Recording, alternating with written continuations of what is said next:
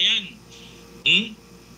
Ang bilyon-bilyon ang pera, trilyon pa nga yata ang perang involved dyan. Money laundering, pati mga kidnapping, pati mga krimen, pati qualified human trafficking. Yun, sangkot ka doon, Roque. Nako po. Oh. Kaya ikaw pala nakasuhan sa nagtatago. qualified human trafficking dahil sa investigasyon ni Senadora Risa Hontiveros. Ngayon, galit na galit ka. Nako. Gusto mo ngayon mapatalsik si Risa. Nako po. Ang layo naman, Roque. Ang layo. Oh. Nako mga kababayan, talagang intense na intense ang ano ngayon, ano?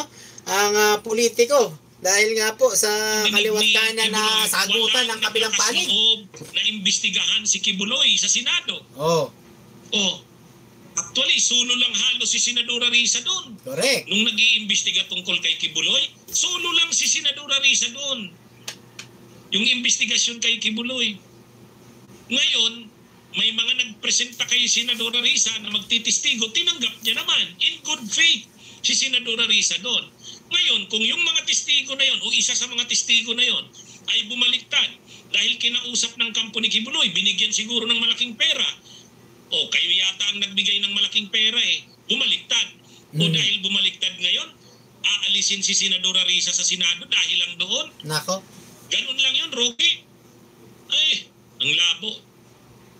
Hindi nyo yan papatalsik dyan. Kapag ginawa yan ng mga senador, garapal na sila niyan.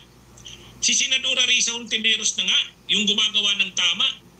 Tapos, siya pang papatalsikin nyo. Tama. Nakapayag po kayo na mapatalsik si Risa Hontiveros, mga kababayan, kasi isa pong senador yan na senadora na maaasahan natin pagdating nga po sa kinakaharap na investigasyon, mga kababayan, sa sa kaso ni Vice President Sara Duterte, itong 7 article, mga kababayan, no? Kaya si Risa Hontiveros, malabo kaya na mapatalsik ito or mapapatalsik kaya, mga kababayan, no? Gustong patalsikin no? At galit na galit si Harry Roque. Talagang matindi itong ipapanood ko sa inyo, mga kababayan. Mismong live ni Harry Roque, mga kababayan, no? Sa The Hague. Yan, pakinggan natin muna, tapusin muna natin to. Palive pa po. Galit ka lang kay Senadora Risa kasi nakasuhan ka ng qualified human trafficking. Ang ebidensya, laban sa iyo, lumitaw sa investigasyon ni Senadora Risa. Yung investigasyon niya tungkol sa illegal na pogo, kaya galit na galit ka. Kaya naman pala. Si Senadora Risa din ang nag-imbestiga doon sa kanino yun. Yung tungkol sa Surigao. Sino nga ba yun? Mga kabunyog, mga kababayan. Si Senadora Risa nag-imbestiga noon. Kaya naman si pala. Yun? Anong tawag doon? Parang Kibuloy pero bata pa at bago pa lang. Yun sa Isla, ba yun? Anong tawag ba doon? Tumatanda na rin talaga ako. Ina-admit ko, tumatanda na ako. Ano ba yun? Yung sa Surigao. Yung isla doon. Del Socorro. Ano ba yun? Del Socorro ba yun? Si Aguila, tama si Imelda Karanagan, salamat. Si Senyor Aguila.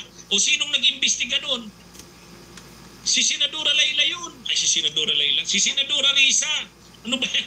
Kabunyog, mamali-mali ako Gutom na yata ako. Si Senyor Aguila. O sino bang nag-expose noon ng pulto na yun?